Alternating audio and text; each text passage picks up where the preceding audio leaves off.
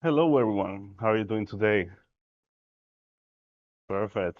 I like to do my talks very interactive because it's lunchtime. I know you are hungry, and I don't want you to dying down here out of hunger.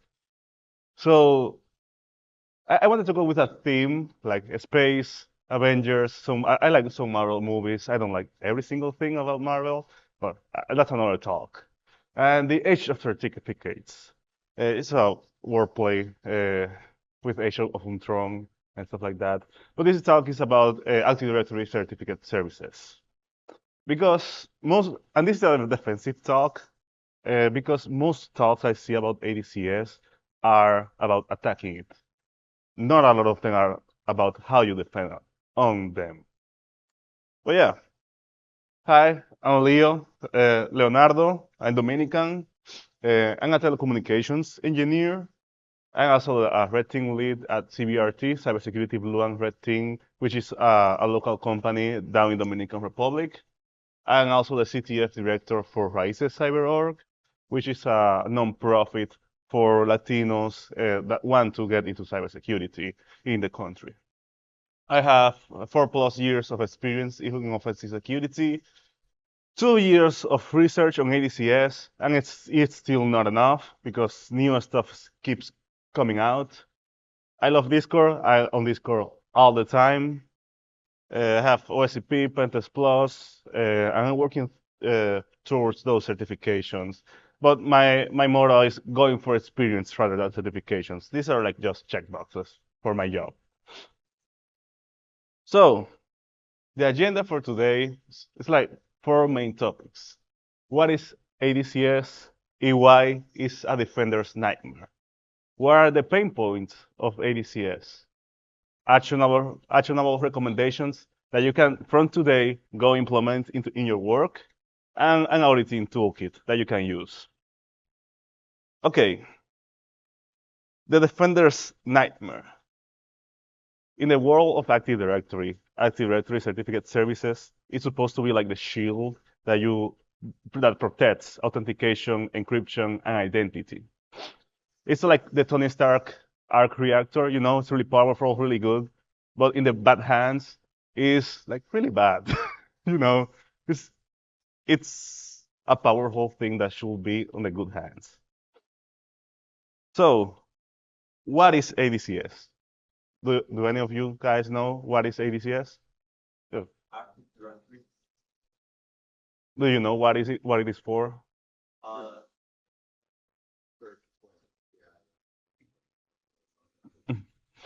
Yeah, it's Microsoft on-prem implementation of a PKI, a public key infrastructure. Think about SSH or something like that. And it's used to issue, manage, and revoke digital certificates that can be used for different kind of things, mostly for authentication, for protocols like Kerberos, smart card logins, Wi-Fi security, emails, code signing, and a ton other uses. So it's essentially like the Avengers Tower. ADCS is the reactor at the heart, keeping everything running in Active Directory. But here's the bad news. Oh well, can be used for Kerberos, authentications, Mancard logins, Wi-Fi security, and a lot more. It looks helpful, it's trusted, but it's a sneaky vector for total domain compromise if not handled with extreme care. Think of ADCS like Loki from Marvel. He's the bad guy on most movies. But Loki is not the absolute bad guy. Remember the last season of Loki? He wasn't the bad guy at the end. So yeah, why is it such a headache? Do any of you have any ideas?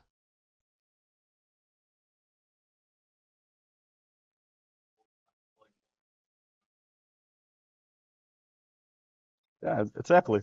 It's easy to be misconfigured. Setting up ADCS is like giving access to Hulk to a delicate environment, a lab, which in some movies it might work out, but Hulk is mostly, hey, let's destroy this. One wrong move, and a template misconfigured, a flag overlooked, and your domain becomes a playground for attackers like me. Any other ideas? No. The next problem is vendors encouraging dangerous configurations. Uh, Many third-party vendors, like really big ones, IBM, VMware, Oracle, they tell you to configure these things vulnerable. Like they have those misconfigurations as good and tested configurations. And when you post or report these vulnerabilities to clients and they reach out to the vendors, they're like, hey, this is a good non-configuration. We told you to configure it this way.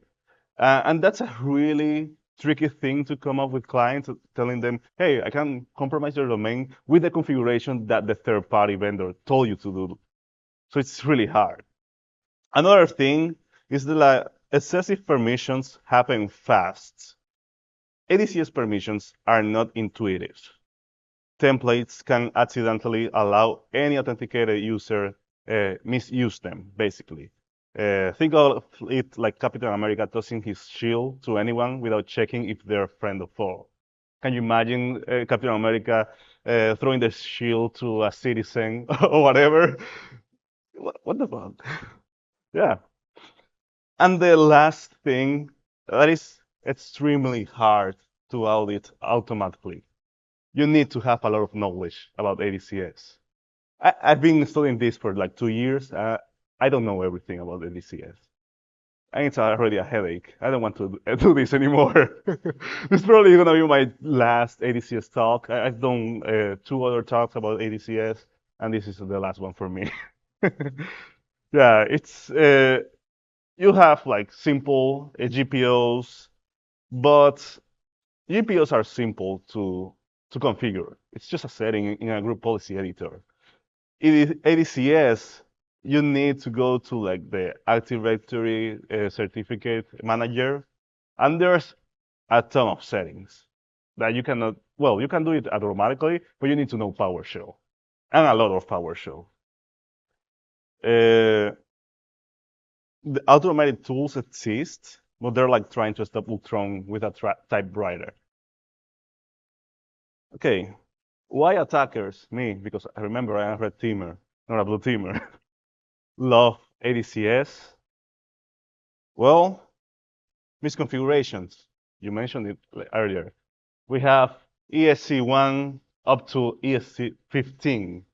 There's ESC14, which some people do not recognize, but I think it's a valid one. We'll see it a little later. We have theft techniques. There are actually around 5 techniques of theft, certificate theft, like finding them in the computer environment, in the domain environment, in a computer, uh, where you can steal those certificates that are valid and good. You don't need to generate new certificates and just use them like they're your own.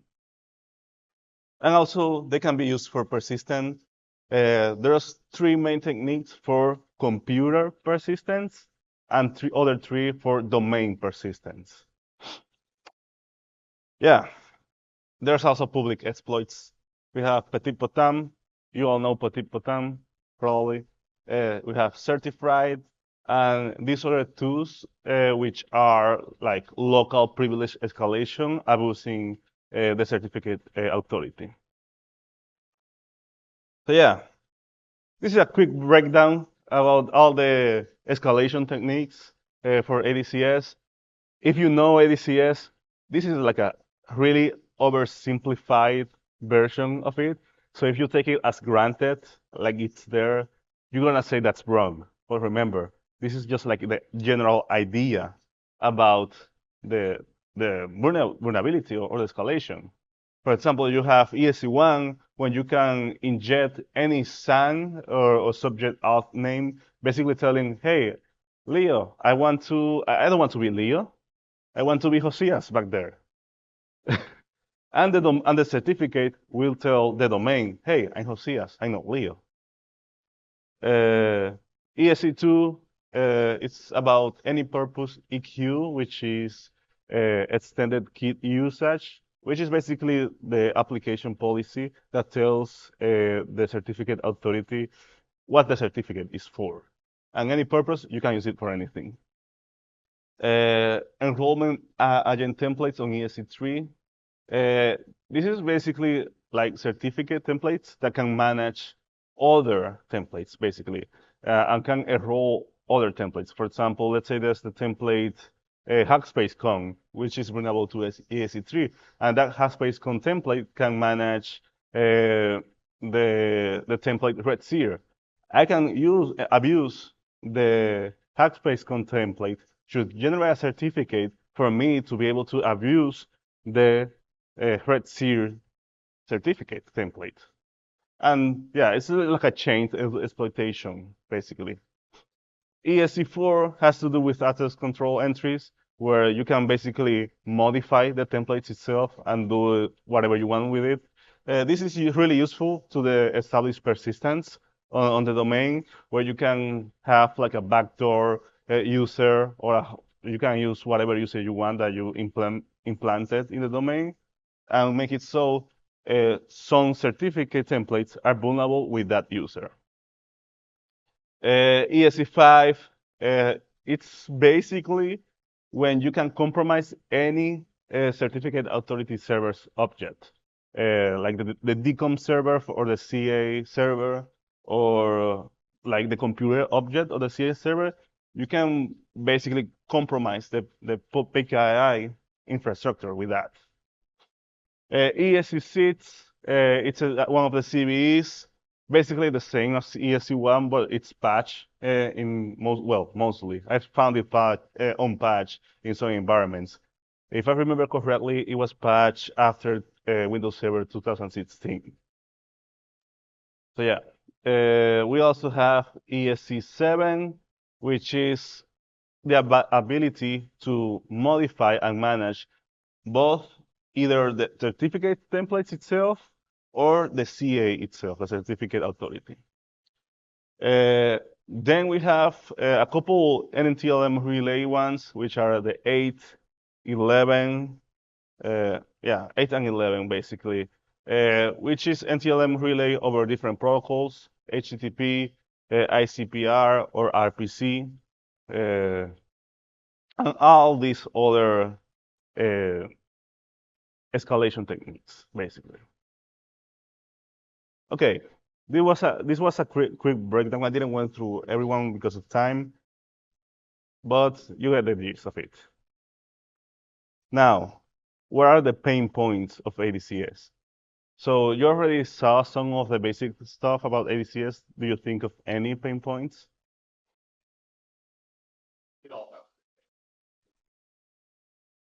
Yeah, managing all the certs, everything, basically. Yeah, for sure. Everything is a pain. So, easy to be misconfigured.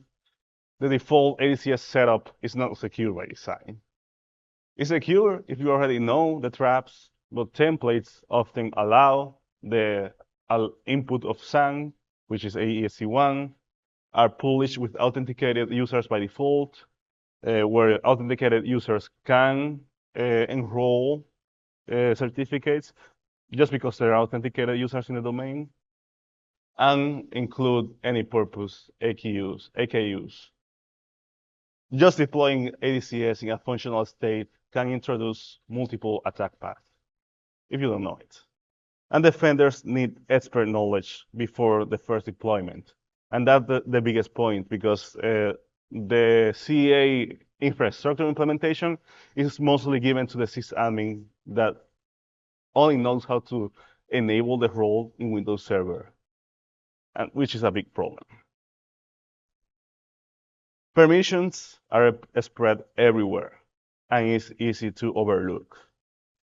ADCS permissions sprawl across templates, CA objects, enrollment rights, and ACLs on the MTAuth store, which is basically like a certificate store that is stored in the certificate authority, and OID objects, which is basically like the object, the Active Directory object that tells the CA what the certificate is for.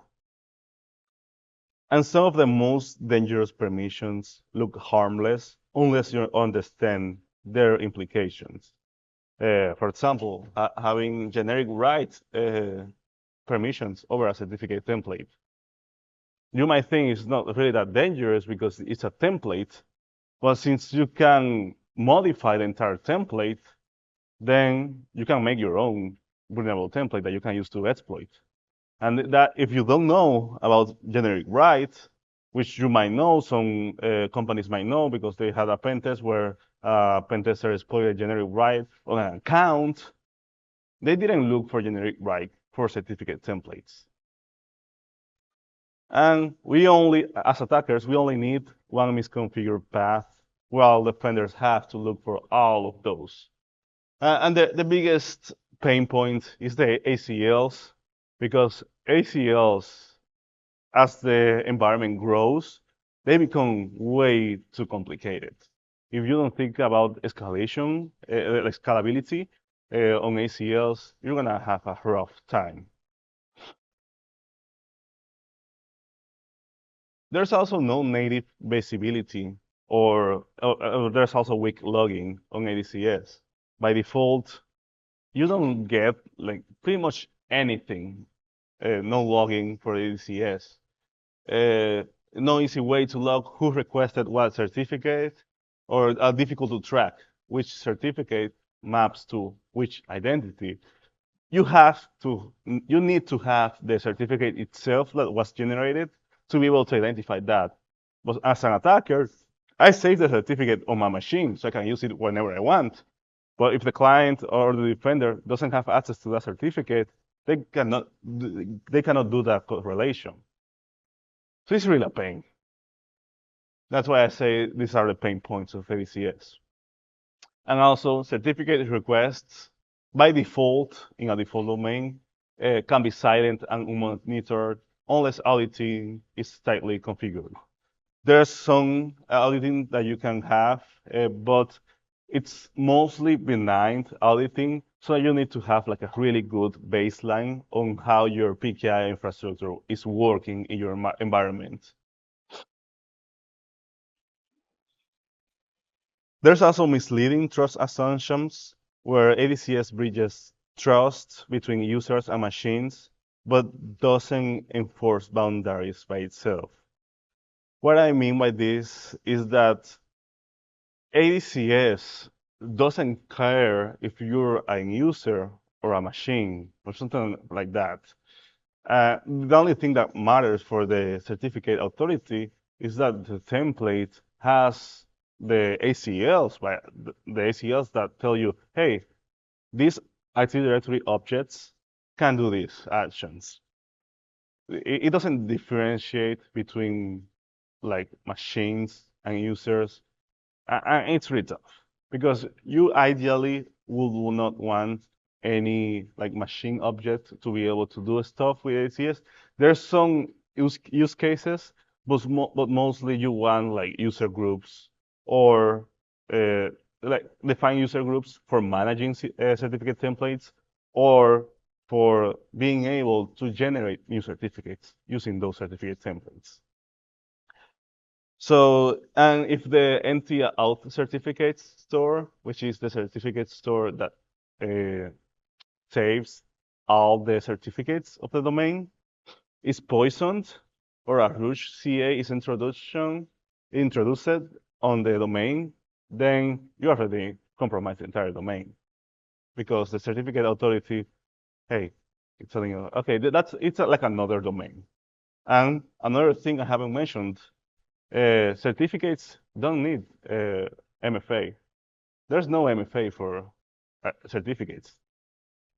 So that's why I love it. I never have to deal with MFA with that. Also, cross-forest setups where you have multiple forests between the multiple domains can extend the blast radius. What I mean with that is mostly, well, what I've seen mostly clients only have like one CA for multiple domains. So if I compromise the main CA, I compromise multiple domains. So you can imagine the problem with that. Also, Active Directory integration. it's equal to massive blast radius. A certificate that passes a smart card authentication, like your card to log into your work computer, mostly used in the government.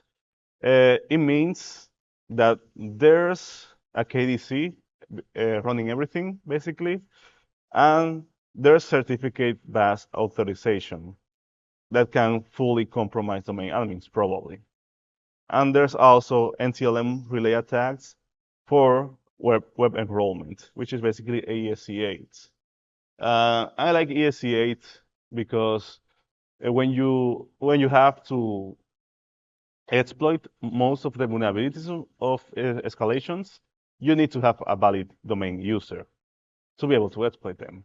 But with ESC8 and ESC11, you don't need that because it's basically running something like NTLM relay ads, waiting for a callback on your machine and relaying that NTLM auth request over to the CA server to generate a certificate for you.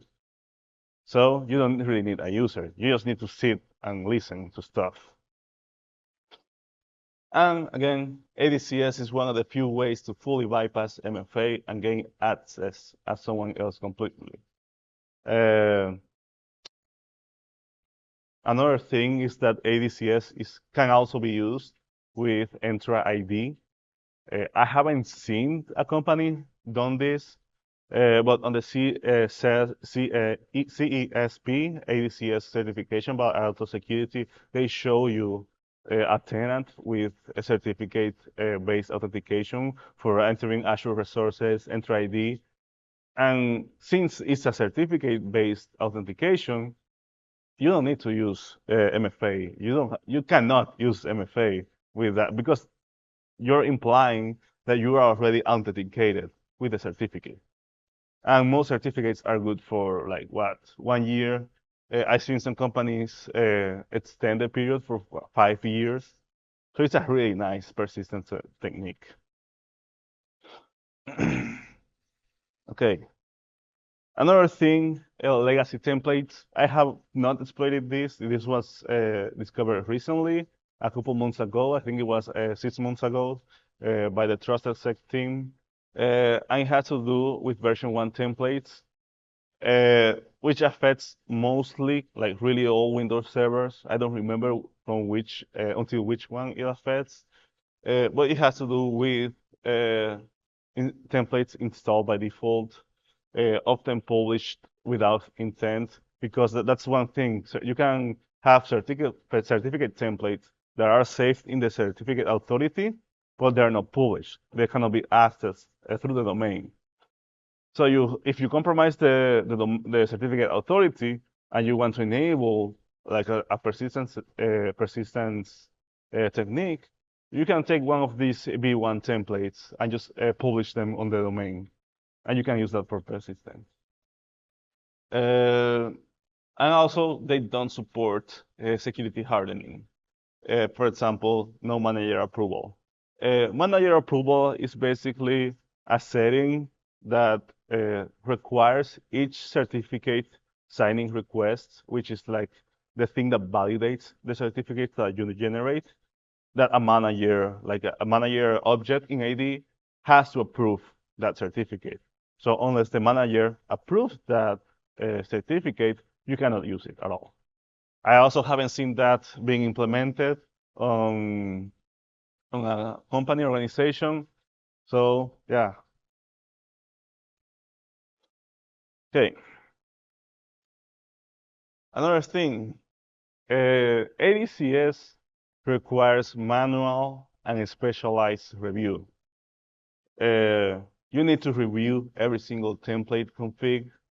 You need to cross-reference permissions because just looking at the output of a tool like Certify, you cannot take for granted like just certify like just the template itself values. You have to cross-reference all the Active Directory objects that touch that template itself.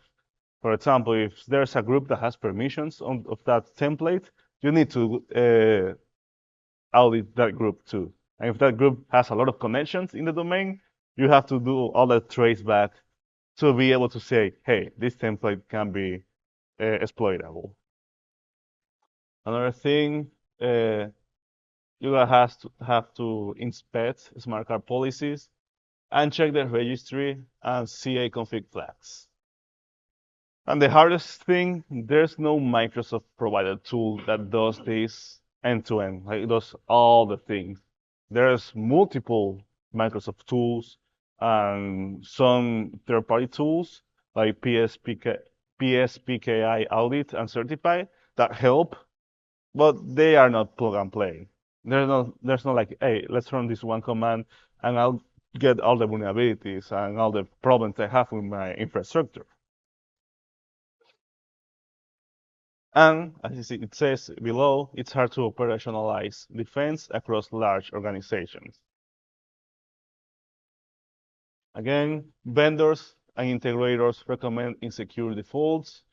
Many third-party systems require publishing insecure templates, rely in overly permissive enrollment, and offer poor documentation for secure integration. You can, I won't do it live, but you can Google like some of the flags that make some configurations vulnerable. For example, let's go to this breakdown. You can go and for ESC seats, you can look for this attribute on Google. Just do like a Google full search.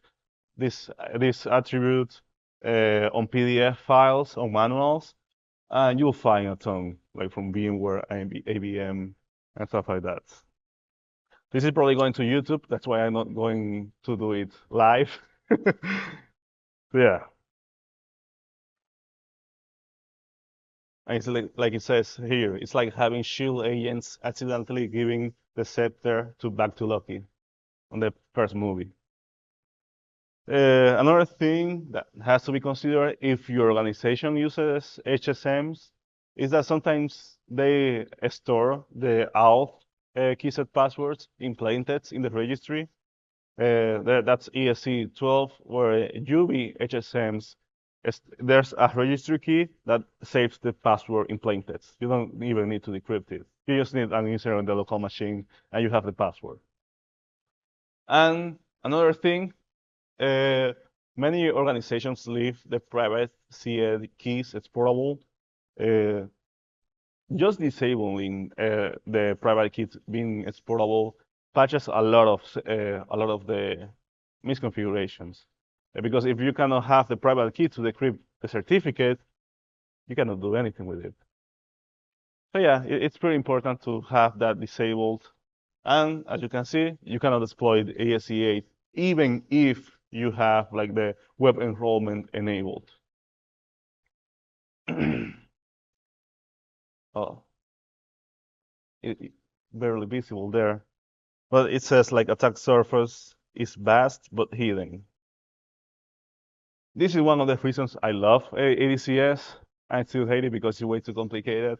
ADCS abuses can be used for initial access, lateral movement, and persistence.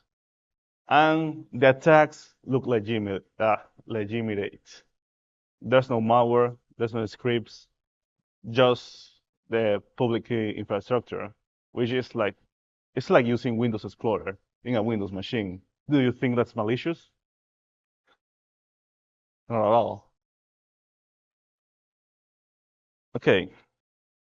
Now we're going to the part where you have to do some actionable recommendations that you can implement in your domain. First, you have to make a full template inventory and triage. You have to know what you have before you can take actions. You can use certify. This is the command that you can use for certify to find every single template.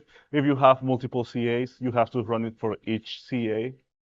And some people might know that certify has the vulnerable flag, but I don't recommend you to use the vulnerable flag because each domain is different, and the vulnerable flag only has like some preset vulnerable things. And if you use that flag, certify will skip any certificate that is not vulnerable. But you want to see everything because you want to do an inventory. It's like management, but for the PKI infrastructure. And this is like a quick logic to audit the certificate templates.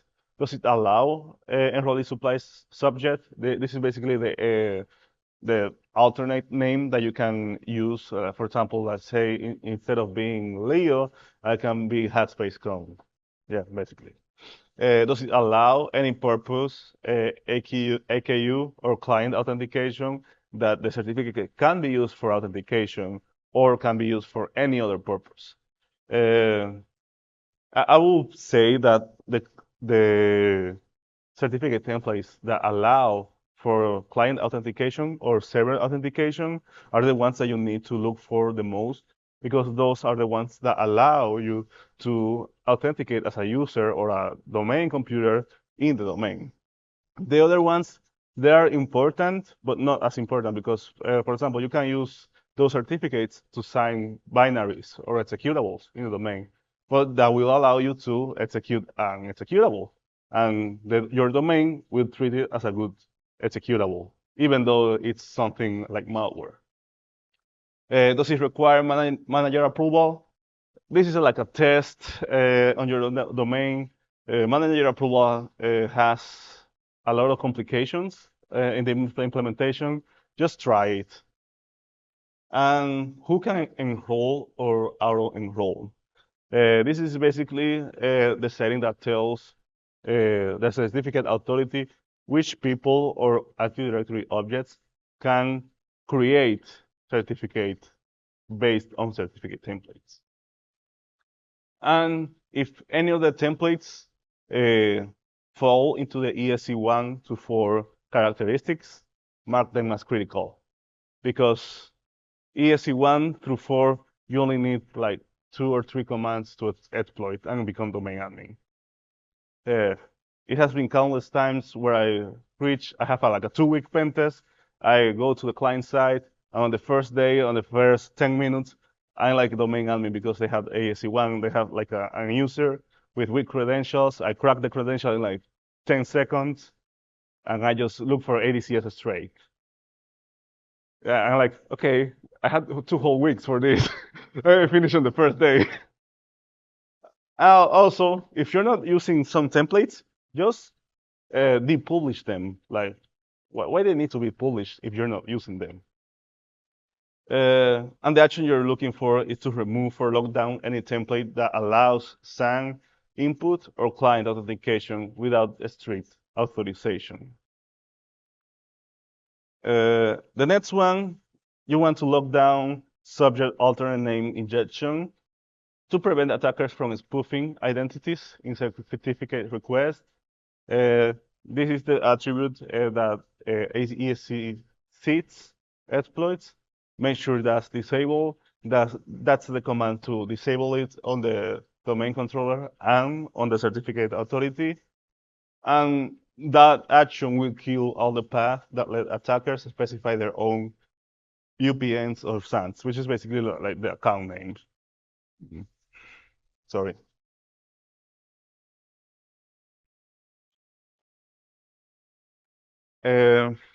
Also, audit and minimize enrollment agent templates. This has to do with ESC3, where you have to find the templates with this purpose, which is enrollment agent, and make sure only PKI service accounts can do them, because that's like the only purpose for you to have a template enrollment agent. You have a service that will allow to generate certificates for other users.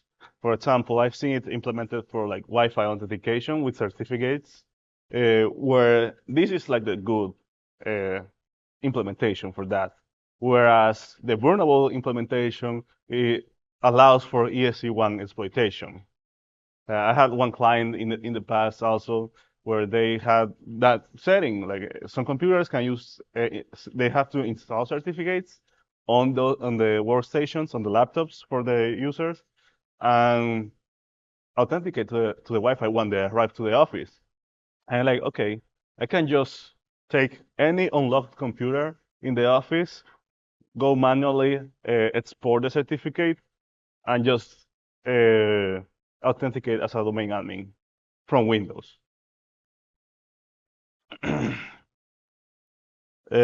Also, never allow authenticated users or large AD groups to access them, and assume any enrollment agent template equals to domain takeover, because you have to be really careful for that. NT out store integrity check. You can use those commands to query the store, and that will give you a list of thumbprints for CAs. If you know you have only one certificate authority and you see 2 or 3, you know there's something going wrong in your company. You just have to replace thumbprint on the second command to delete that certificate authority. I will do it on the certificate authority, or it can be done from any computer. Yeah, because they're tied to the domain, and those are domain commands. You can do it. You can run them from CMD or PowerShell, whatever. Certutil is like a built-in Windows command for that. Audit and log CA permissions. You can use tools like AD Explorer or PowerView to check for these permissions in specific, and validate the CA ACLs in AD via that command down there, where I think it's fairly visible, but it's basically ACL. You specify the CA name. You don't have to change like the public services, configuration. Here you have to just change the domain and if it's your domain is like hackspace.com or hackspace.com, just on the domain you put hackspace in here com basically. And yeah, only tier 0 or hardened PKI accounts should have CA management rights. Don't let any IT guy have management rights of the CA. Ideally, you will have like a CA, like an ADCS expert in your organization to avoid any problems with ADCS, but that's not a reality. And mostly the entire IT department has access to the certificate authority. Also, implement certificate lifecycle auditing to be able to detect cert abuse, track issuance, and create forensic traceability. Enable these settings, auditing settings on the domain controller, audit directory service access, audit certification services, enable these event IDs. I have a table. I don't remember if I put it on the slides, but I can show it later. Or I can show it to you now. Let's see.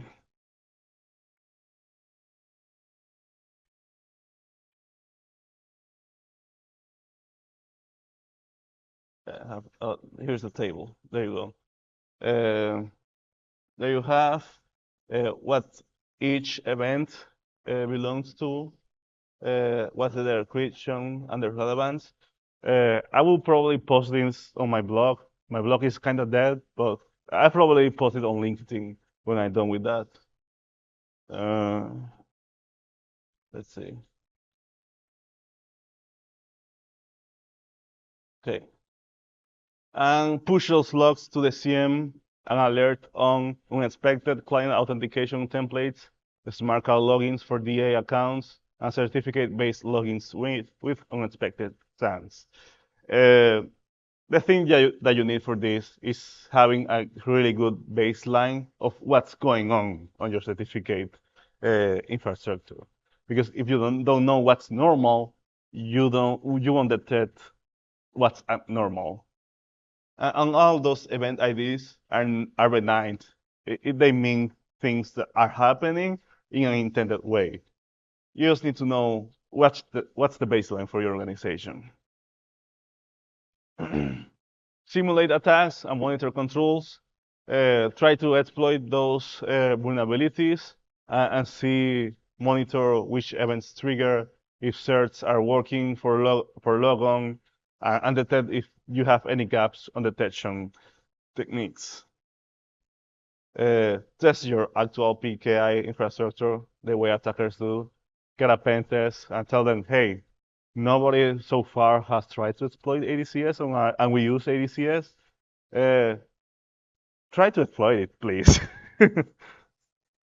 Let's see. Again, the UVHSM private key storage audit.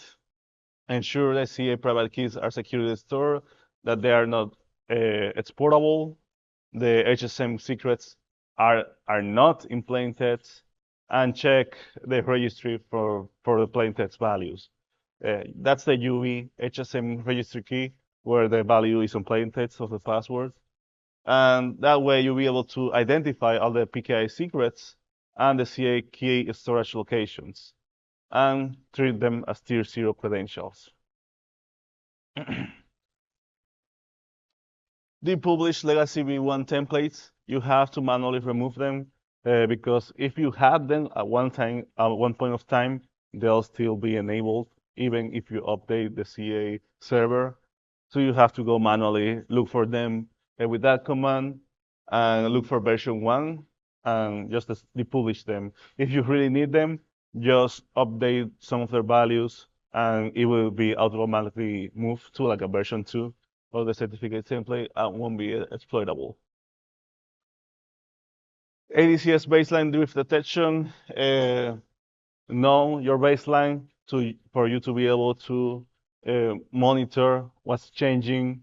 If there's a new template creation, change in enrollment ACLs, GPOs modifying certain behavior. That's really hard to do because you don't really have anything that is built for this. Well, one idea that I can give you so you can bring yourself with that is using some kind of change management control like Ansible and have like a good known configuration that you push like every single day to the CA server. And if there's something out of the ordinary or out of that good known configuration, Ansible will tell you, hey, we changed these things because that was outside your good known configuration. And then you will be able to go back to the events that you enabled and do some forensics and see what happened. Because if something changed out of your good known configuration, it probably means you're compromised. How much time I have? Okay. Okay, it's good. I leave some time for the questions. So, all this manual stuff is good, you need to know it, but there's actually an auditing toolkit that was created, I think a couple of years ago by the TriMax security guys. It's this tool called Locksmith. Sadly, I don't have like a video demo because my home lab died a couple of weeks before the conference, so I was not able to do the video recordings, and I was able to revive my home lab like the day before the flight. So, so yeah, Locksmith is a really good tool by TriMan Security. Shout out to them. They're like the best at this stuff. And basically, this is an automated tool that has multiple auditing modes. The ones I want to highlight are the mode 1 and the mode 4. The mode 1 will identify all the issues that you have, how you can fix them, and it will output everything to the console. And it has way more output than something like certified. It's more useful output for sysadmins, mostly. 2 and 3 are the same as 1 and 4, but output to CSV. And mode 4 will fix all the issues, or will try to fix all the issues automatically. For mode 1, this is kind of like the output that you're expecting, where you get like, hey, you have some auditing issues, uh, this is like a technique.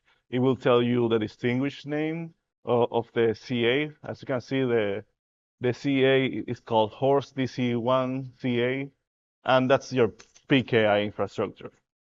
And it's telling you that the issue is that you don't have auditing fully enabled. And it will tell you like, hey, here's the fix. This is the command that you should run to be able to fix this. And it will go around a long list if you have more templates being vulnerable. And as you can see, it tells you, hey, ESC1, these templates are vulnerable. Here's how you can fix them. And then in the mode 4, it's the mode that will automatically fix stuff, but it's not like, hey, you just run this command and let it run. There's the possibility of doing that, but I don't recommend that. I recommend you going through, okay, and let you ask the stuff. It's telling you, hey, continue with this operation. Yes, no, for all, do it everything. It's telling you what command is going to be wrong. You just have to tell it, hey, try it out and see if it's working. It has also the functionality to roll back configurations. So if it breaks something in your domain, you can roll back easily with Locksmith. And that's why I recommend Locksmith. I don't recommend doing the automated stuff because each domain, each organization has different stylings of configurations. And these automated tools only work if you have like a standard configuration, which most organizations don't. So yeah, it's not a nightmare anymore. You have some actionable recommendations that you can implement in your organization. And here's my LinkedIn, Discord. There's also my work email and my Haspace email that you can shoot me any questions you have after the fact.